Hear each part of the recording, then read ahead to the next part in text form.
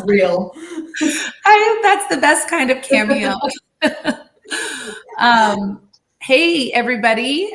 The red light is blinking. We are on. It's Thursday, March 23rd, and it's not raining, which is amazing in Northern California.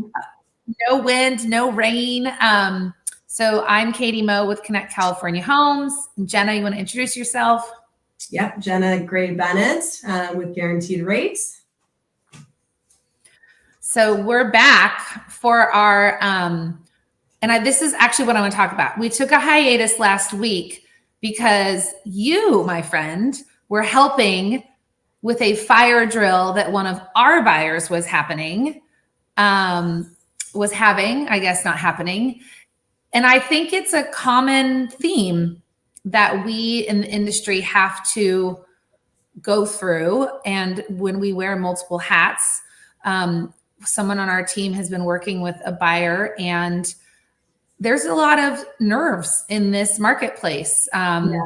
Here in the Bay Area, we're hearing about rates changing, banks closing, layoffs happening, and there is definitely some uncertainty.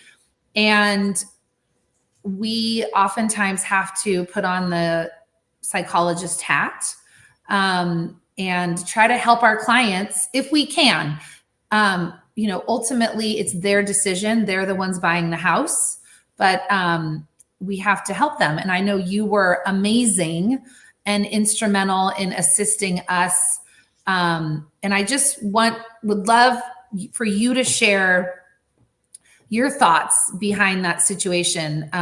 In this case, whatever, not that it's a spoiler alert, the clients decided to not proceed with the purchase, which is obviously, again, it has to be right. And in this case, it wasn't to them. But how do you approach that when you have clients that have those concerns? I really try to approach it from two different angles, right? There's the empathetic and sympathetic angle, and try to understand why it is that they are feeling the way that they're feeling. Like where is it coming from? Is it coming from a place of fear, or is it coming from a place of logic? And a lot of times in those situations, it's coming from a place of fear. And that's what a lot of kind of like mainstream news is doing right now. They are, that's the story. Those get the headlines, right? The fear factor gets the headlines. And so when you turn on the news, it's like doom and gloom and everything's crashing. The world is crashing. And, SVB Bank went under, and they did. But if you look at like kind of some of the reasons why that happened and some of the technicals that were going on in the weeks coming and leading up to that, it's not surprising.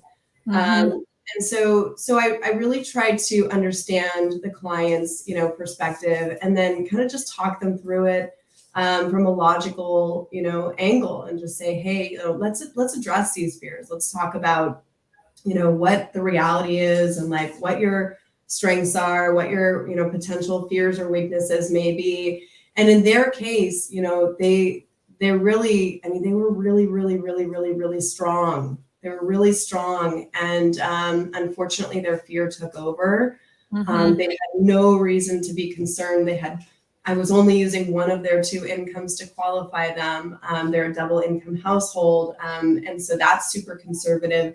They had plenty of funds in the bank above and beyond what they were putting down, and they have nice, strong credit, and they were well under, what they really could qualify for. And so for them, it was a fear situation, and they did walk away, and it cost them to walk away too. It cost them quite a bit of money, and so that was unfortunate, But from just a human perspective, if they if they can't sleep at night, then they've got to make that decision for themselves. I think that it's what you just shared is exactly one of the greatest challenges with our job, is that we have to walk the line of being emotional and being human, and not being emotional, but understanding the emotions that are at play in the process. There's excitement, there's fear, there's oh my God, what am I doing?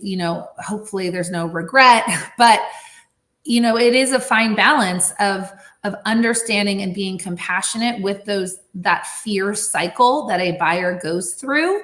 And then there's the other side, which is the experiential, pragmatic, like, hey, this is not our first rodeo. We are professionals in the field. We understand. Yeah, I mean, the amount of times I have clients, this is different situations, but I have clients that come to me and are concerned when they get the natural hazard disclosure report. And they're like, oh my God, we're in a soil liquefaction zone.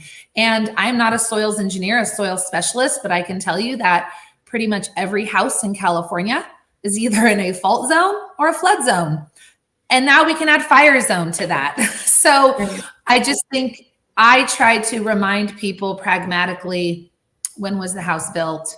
How many major earthquakes and things have we had over the time? Like, not to minimize their feelings, but to just look at the big picture. This house was built in 1968 and it has withstood wet years, dry years where we've had some big movement.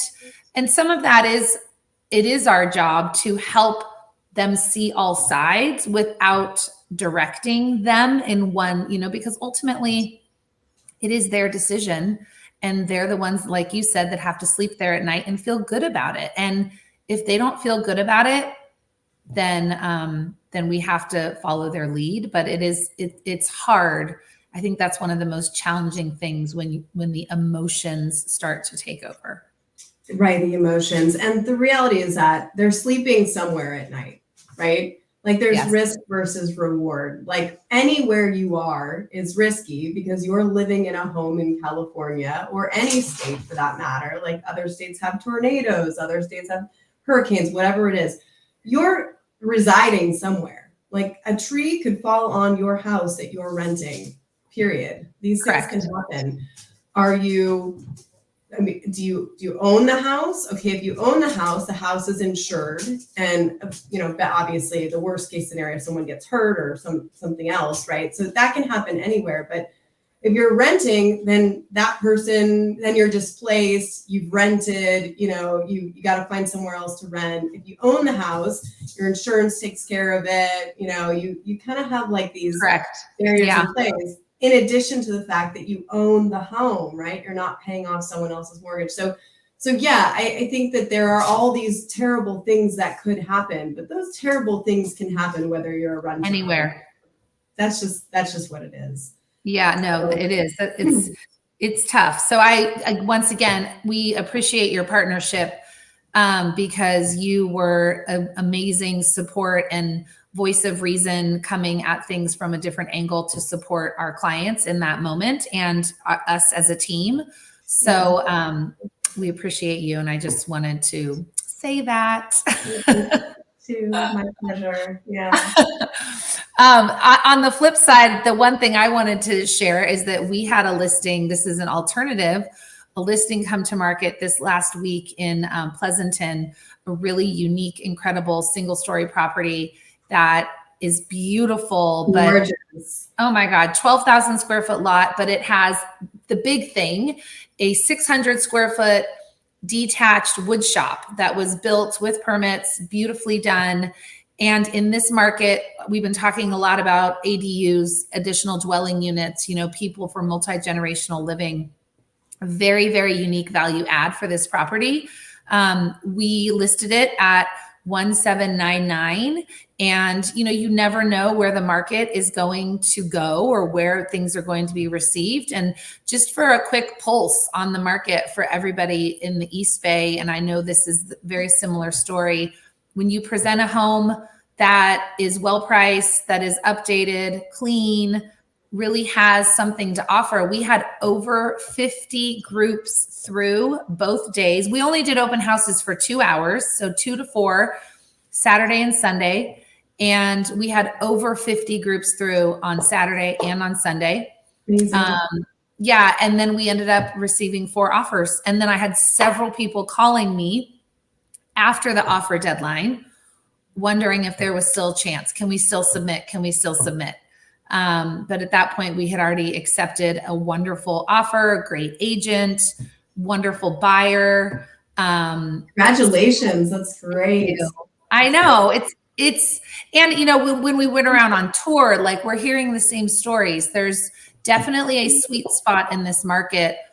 If you're able to hit it. This seller, we met with her in January, and I think, as I said online, like she completely understood the assignment.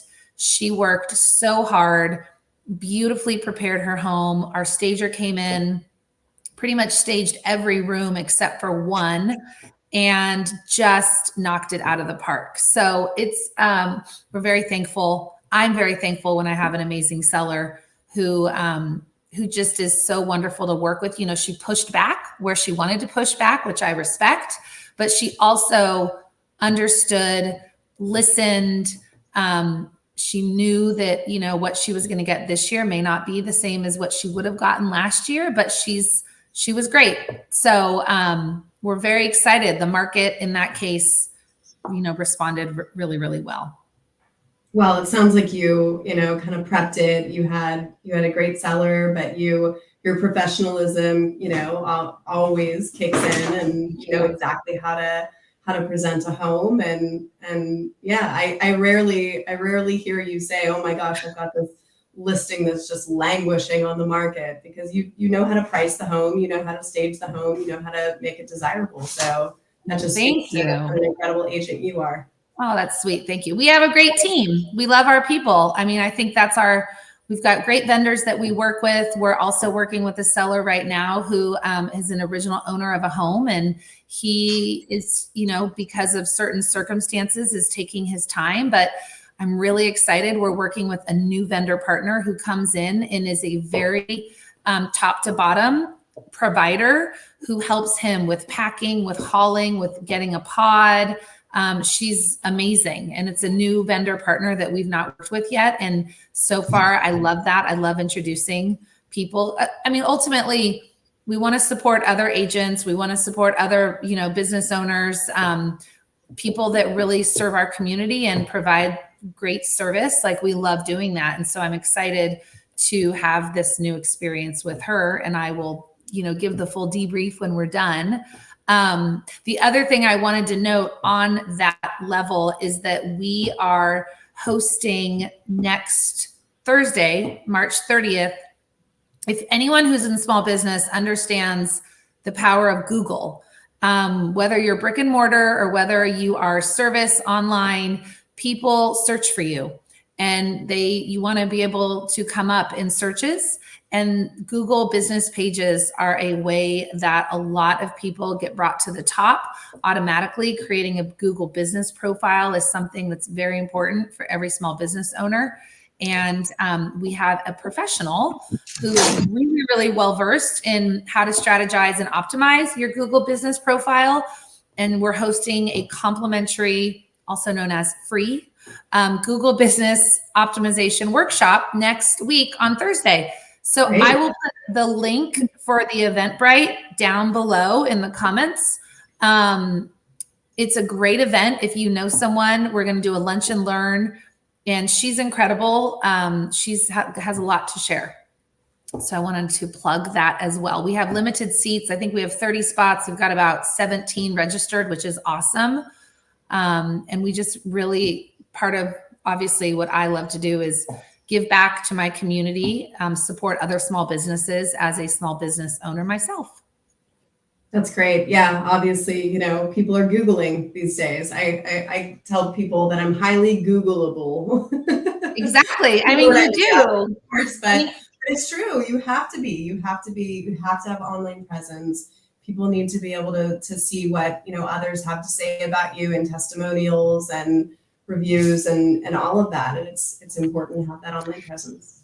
Every time I have attended a online workshop, the first thing they tell you to do is open, you know, an incognito window and search your name and see what comes up. And it's very important. And it's something that you should do as a business owner, probably quarterly, to make sure that things are still coming, that there aren't pictures coming up and different things, making sure that if you're intentional in how you're looking to grow and reach your clients in your business, you want to make sure that that's happening. And Google is really it's the premier search engine, combined now with YouTube and everything else. But I mean, in our house, our kids always go, search it up. Let's go search it up. So yeah, it's it is the way. So we're excited about that workshop. Like I said, I'll put the link in below if you would like to attend or know anyone that would like to attend. It is in person in Livermore, but we're really excited about it. Do you have any other updates on your end from a rate perspective or a quick market minute? Nothing quick. I thought we'd touch on kind of like the SVB, First Republic situation. Obviously all over the news, SVB Bank, who is primarily small business loans, went down in burning flames. First Republic got kind of caught in the crossfire. We really don't know why, honestly. First Republic Bank is the 14th largest bank in the country, and they were pretty well diversified. And so, not quite sure why they got caught up in it. Other than I think people think of them as kind of like a smaller, more portfolio local bank. So they did get an infusion, a $30 billion infusion from various other like larger banks, and so we'll see what happens with them. Their stock price is in trouble, and so we'll see what happens with First Republic in the next 90 to 120 days. I would say if you have a client who's pre-approved with First Republic, you probably want to get them a secondary pre-approval because we don't know if they'll be around. And also, just keep an eye on deposits because anything over 250,000 is not FDIC insured, although the government has mixed messages on whether or not that will be protected. Correct. Yes, it will. No, it won't. There's Janet Yellen and Jerome Powell had conflicting messages on that yesterday in their speeches. So yeah, it's really interesting times. It's interesting times. It was when the Silicon Valley Bank thing came down, I kind of I saw it on my feed and was like, did that just happen? Like, did I just see that? And I have several friends and clients that work for them or worked for them. So my immediately thought was, oh my God. And I, reached out to them, didn't hear anything because obviously it was just really a chaotic, scary time. And then just kind of watched as it came out. And then, yes, I serve on a nonprofit board and we bank with First Republic. And so that next meeting at the board meeting, there were lots of questions about banking with them. How do we protect ourselves? What do we do? So it is interesting times. And I think, do you have any advice for where to get good information or what are the sources that you're reading or staying on top of that you think is the most accurate information in these situations? I try to stay away from mainstream news. I really do. There's such a jaded spin on it. I tend to follow more financial news, Market Watch and things like that. The mainstream news is going to be doom and gloom. And so, follow financial markets, follow, like I said, Market Watch, watch what your technicals are doing. As far as Mortgage News Daily is going to give you, average interest rates, things like that. Don't turn on your 10 o'clock news and listen to that. Because it's clickbaity, It is. And once you get down a topic, it'll start feeding you things that are of similar nature. And it's just, you can go down these rabbit holes, and people do, unfortunately, and they kind of get brainwashed by these ideals. But as far as the banking system goes, the Fed did raise rates another quarter yesterday. We were wondering if they were going to leave them flat or raise them a quarter. I kind of anticipated they'd raise them a quarter. They have openly stated that they are going to get inflation under control, no matter what it takes, no matter the consequences. And it is going to put cracks in the banking system. That's just the reality of it. And so, but they also just back in 2008, they they won't let, kind of some of these bigger banks fail. They just won't allow it to happen. Yeah. So it'll be interesting to see, kind of what happens. Obviously, we need to get inflation under control. Like the cost of living is exorbitant, and people are putting, like they're running out of credit, right? They've just so we'll see. But yeah, it's a lot. It's a lot, and I think that came out of nowhere. Truly. Yeah, I know. I think so. We're just hitting 20 minutes, and so I think it's important to talk about and important to address. And I think just the reminders are to talk to your professionals, talk to the people you trust, try not to get, sucked in on rabbit holes, and that can apply to anything in life. but I think, yeah, I mean, for those of us in the Bay Area, this hits very close to home.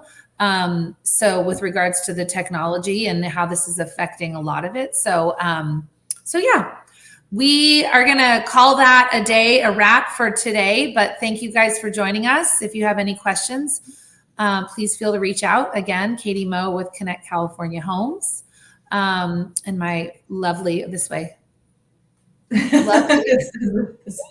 It's so like backwards. And my friend Jenna Gray Bennett. So we appreciate you guys joining us. Go out there, enjoy the sunshine, because I think we have it for another couple days. Yes. Thanks, guys.